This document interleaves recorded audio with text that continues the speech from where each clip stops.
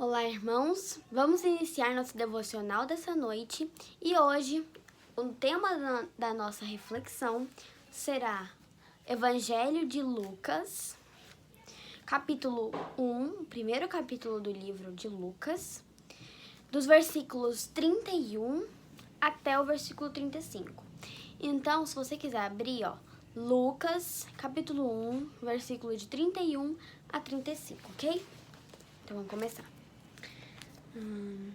Eis que conceberás e darás à luz a um filho, a quem chamarás pelo nome de Jesus. Este será grande e será chamado Filho do Altíssimo. Deus, o Senhor, que lhe dará o trono de Davi, seu pai. Ele reinará para sempre sobre a casa de Jacó, e o seu reinado não terá fim. Então disse Maria ao anjo: Como será isto, pois não tenho relação com homem algum? Respondeu-lhe o anjo: Descerá sobre ti o Espírito Santo, e o poder do Altíssimo te envolverá com a sua sombra. Por isso, também o ente santo que há de nascer será chamado Filho de Deus. Antes de nós começarmos a tirar as verdades desse texto, vamos entender algumas coisas. Primeiramente, é por que Maria perguntou assim: como é que eu vou ter um filho se eu não tive relações com nenhum homem? Maria, ela era virgem, não tinha tido relações. E por que ela ainda era virgem? Porque ela não era casada. Era um costume do povo de Israel, ainda é um costume, apenas ter relações sexuais com o homem depois do casamento. Para você entender bem esse texto, você tem que ler desde o início, mas é muito versículo, vai acabar atrasando. Então, primeiro a gente tem que entender, Maria não tinha tido relações sexuais com nenhum homem. E para Jesus nascer, ela não poderia fazer isso por um único motivo. Ela pecava. O homem, que ela provavelmente teria relações sexuais, José ou qualquer outro homem também peca. E Jesus é o Filho de Deus, ele nunca pecou aqui na terra. Então, ele não poderia ser gerado normalmente com um homem e uma mulher. Uma pessoa, um ser humano, porque nós somos pecadores. E como Jesus poderia julgar os outros? Qual ser humano poderia julgar os outros, sendo que seria um ser humano pecador como os outros? Por isso, a primeira lição que nós temos que entender é que ninguém tem o direito de julgar ninguém. Tem algumas coisas muitas coisas que o mundo faz que é errada, mas nós temos que entender que nós, seres humanos, não podemos julgar as pessoas, nós não podemos decidir a vida das outras dessa forma tão explícita, porque nós somos tão pecadores quanto, porque não existe pecadinho, nem existe pecadão. Mentir que estava indo no supermercado, na verdade foi na casa de um amigo, é a mesma coisa, é a mesma proporção de pecado que você ir lá e matar uma pessoa. Então não tem pecadinho, não tem pecadão. A rebelião do povo de Israel lá no deserto tem a mesma proporção do que a rebelião de Lúcifer, que é o diabo, lá junto com Deus, né? Rebelião dos anjos do mal contra Deus, mesma coisa. Então, a primeira lição, não existe pecadinho, pecadão. Então, nós, seres humanos, não podemos julgar ninguém, não temos poder nenhum sobre a vida de ninguém. O único ser que pode nos julgar e nos dar a vida, tirar a nossa vida, decidir a nossa hora, se nós vamos nascer, como nós seremos, é Deus. Porque Ele é altíssimo e Ele é maior que todos nós, todos.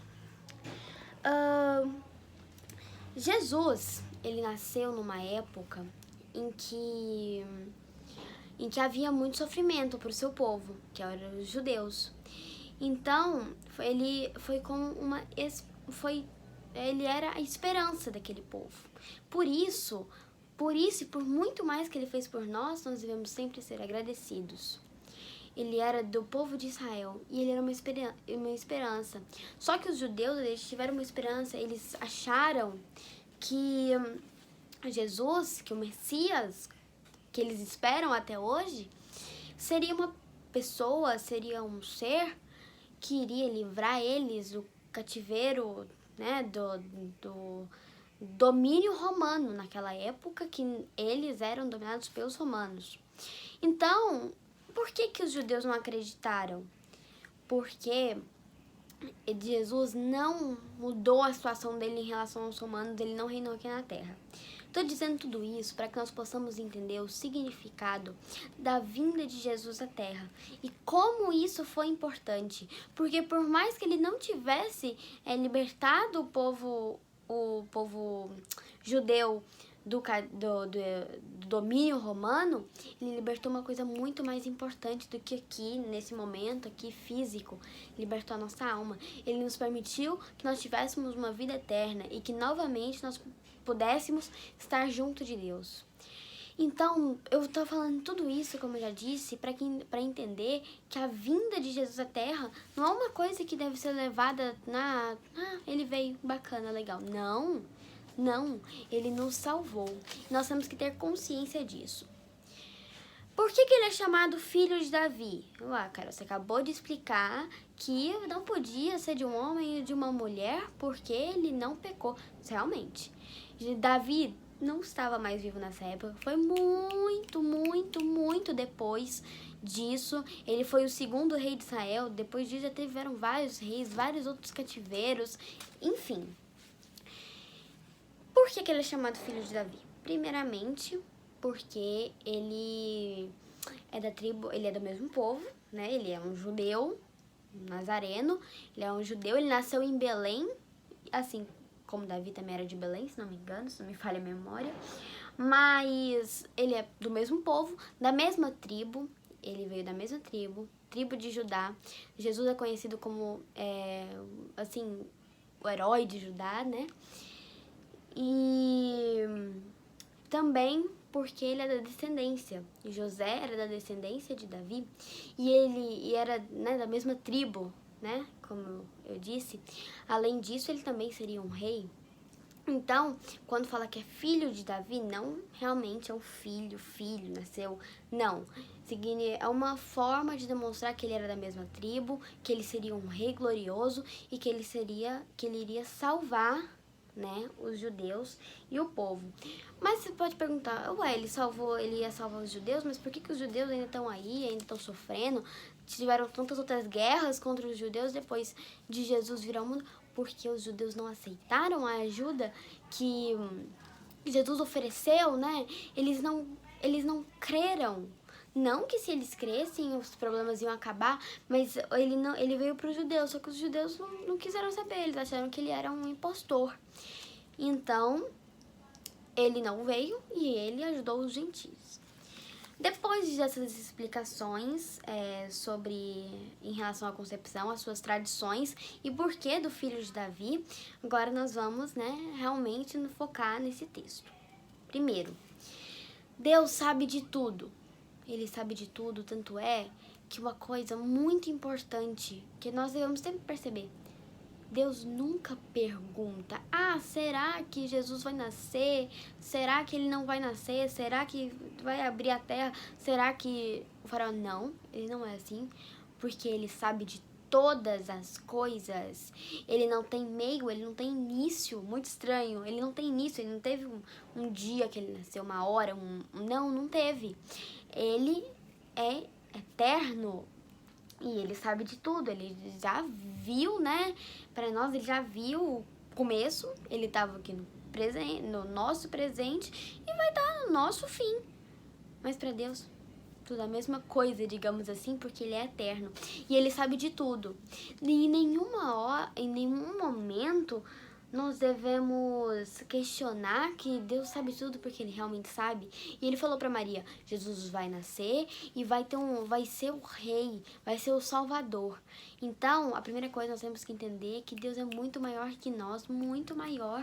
Nós devemos entender a grandeza do nosso Deus. Nós devemos entender que assim como ele sabe de tudo, que assim em relação aos acontecimentos, ele sabe também o que é melhor para nós. Nós nunca devemos duvidar do que ele faz nas nossas vidas, porque sempre é o melhor para nós. Ele sempre quer o nosso bem.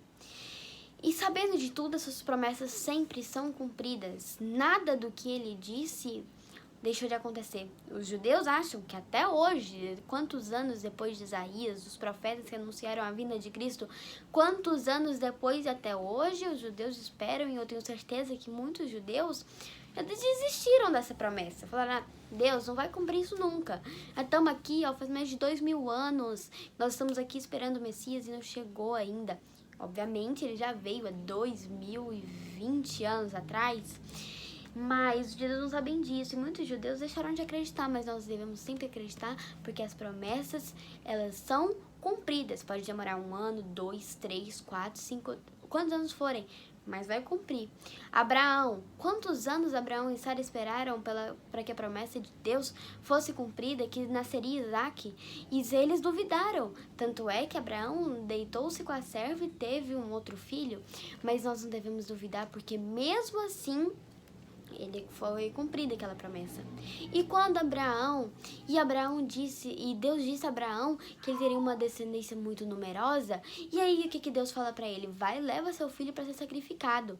E as suas promessas, parecia aquela promessa, Deus tinha desistido dela, mas não, ele nunca desiste das suas promessas, nunca. E ele foi lá e salvou a Isaac.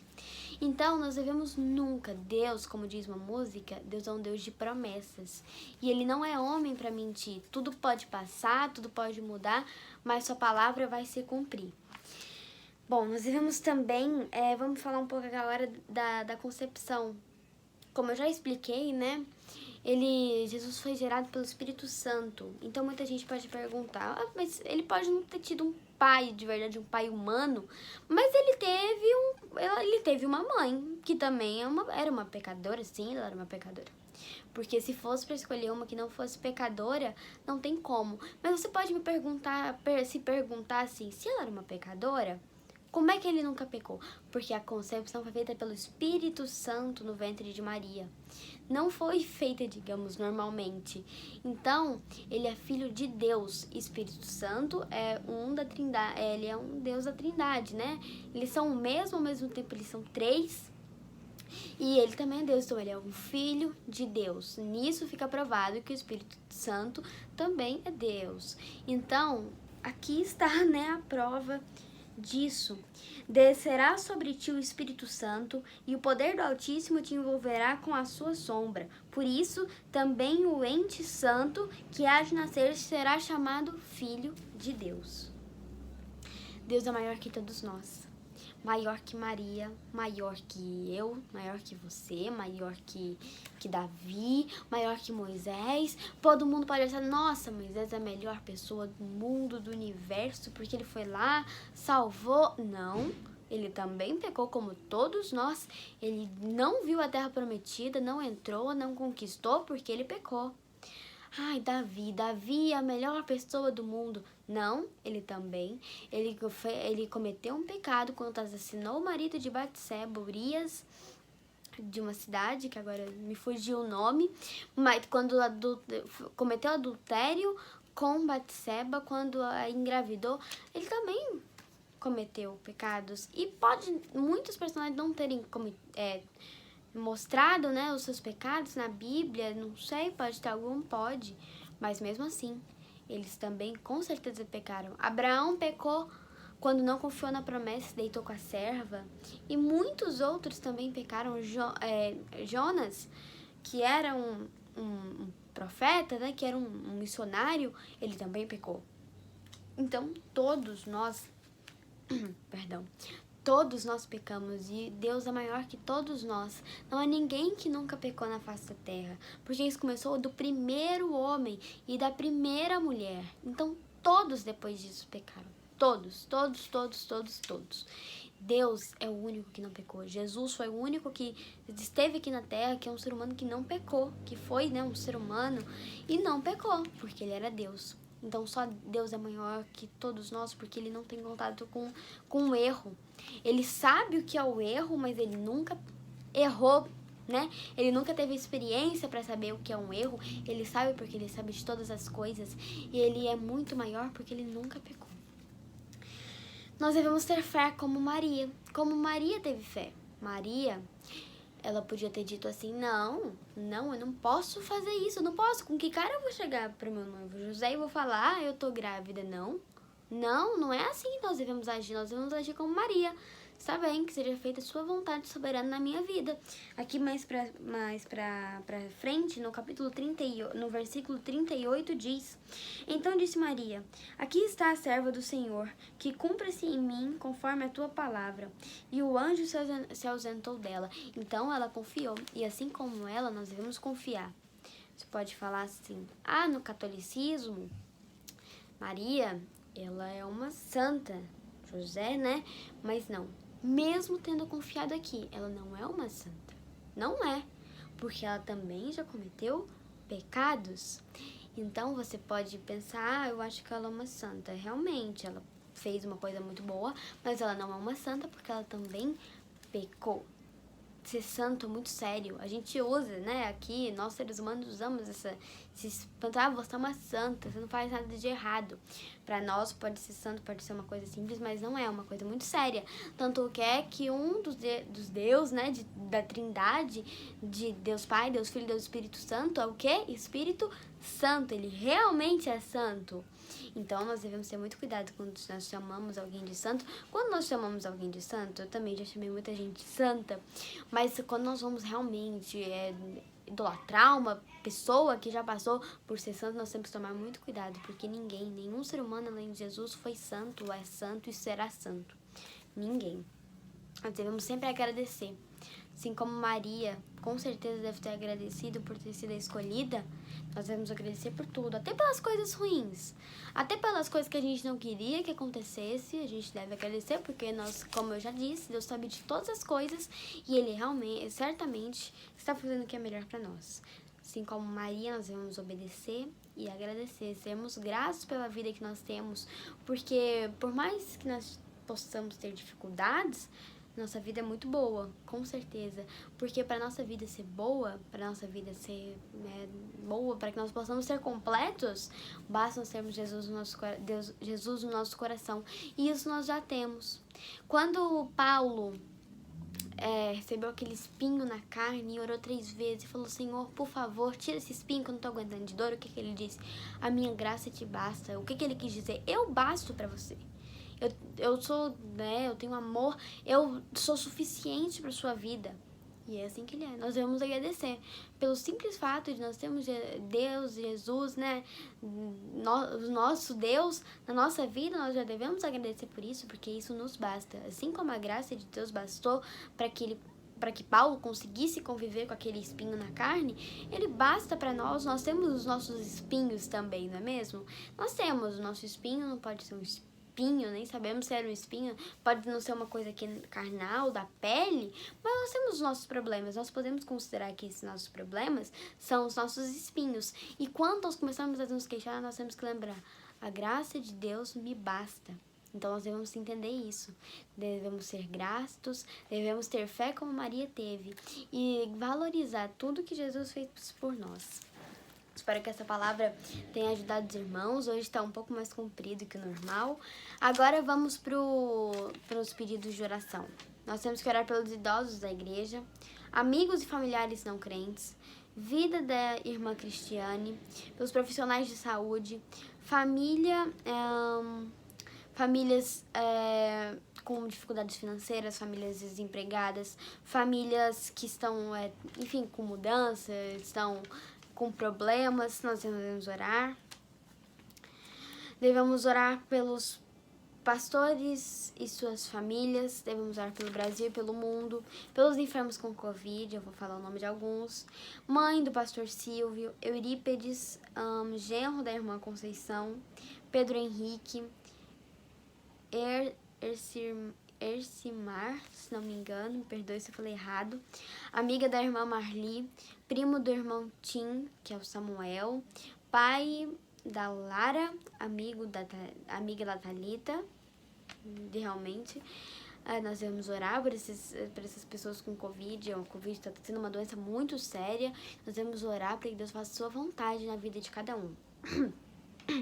Pelos enlutados, família do irmão Weber, família da irmã Elcia, família da irmã da Rose, família do pastor Marcos. Devemos orar por essas pessoas, por essas famílias, por essas situações, para que Deus possa estar fazendo a sua vontade na vida de cada um. Vamos orar neste momento, vamos pedir para que Deus possa estar direcionando as nossas vidas. Senhor Deus, meu Pai amado, meu Deus de amor, muito obrigada por essa oportunidade de estar aqui, ó Pai, louvando, engrandecendo, exaltando o seu santo nome. Muito obrigada por essa oportunidade de trazer a sua palavra no coração de todos aqueles que estão assistindo essa devocional nesse momento, ó Pai. Obrigada por ter tocado no coração de cada um que está assistindo, por, ó Pai, estar permitindo que eles pudessem ter contato com essa palavra, meu Pai. Senhor, eu te peço que toque no coração de cada pessoa que ainda não aceitou Jesus, ó Pai, para que por meio não só dessa devocional, mas de outras pregações muito proveitosas, ó Pai, eles possam estar conhecendo a maravilhosa graça de Jesus Cristo, ó Pai. Muito obrigada pela graça, maravilhosa graça de Jesus, que é suficiente para nós, ó Pai. Muito obrigada, Senhor, porque o Senhor nos ajuda em todas as nossas dificuldades, meu Pai. Eu te peço agora que o Senhor possa estar fazendo a sua vontade na vida de cada um que fez qualquer pedido, ó Pai, citado aqui hoje. Peço, ó Pai, para que o Senhor possa estar nos ajudando, enviando o seu Espírito Consolador para nos ajudar a entender as adversidades, ó Pai. E que o Senhor possa nos ajudar também, ó Pai, a entender e compreender a sua vontade em nossas vidas, ó Pai. Senhor, muito obrigada porque o Senhor tem nos protegido, nos guardado até aqui, meu Pai. Muito obrigada por fazer a sua vontade em nossas vidas. Muito obrigada, ó Pai, por estar conosco, ó Pai. Muito obrigada. Em nome de Jesus que eu agradeço e peço. Amém. Amém. Nossas programações continuam da mesma forma. Se o irmão tem algum pedido e não mandou ainda, mande para que nós possamos também estar aqui citando-os. Que Deus abençoe a todos os irmãos. Até a próxima devocional, se Deus quiser. Tchau.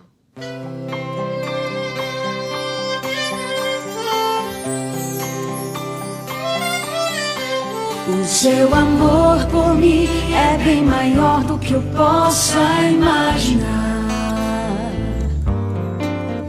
É capaz de mover as montanhas só pra me salvar. Outro Deus assim tão amável eu jamais encontrarei. Ele faz de tudo pra que eu possa nele confiar. Eu não conheço outro Deus que me proteja e me ame assim.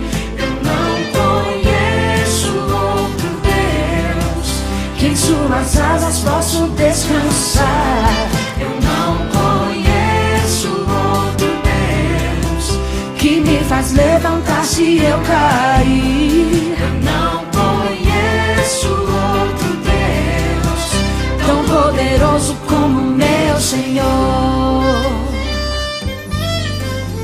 No passado ele fez um cego enxergar em Jericó, e até hoje faz milagres que eu não posso explicar. Mesmo sendo tão pecador, ele sempre cuida de mim e realiza o seu melhor em minha vida. Oh, eu não conheço outro Deus que me proteja e me ame assim. Eu não conheço outro Deus que em suas asas posso descansar. Eu não conheço outro Deus que me faz levantar se eu cair. Eu não conheço outro Deus tão poderoso como meu Senhor. Eu não conheço outro Deus que me proteja e me ame assim. Eu não conheço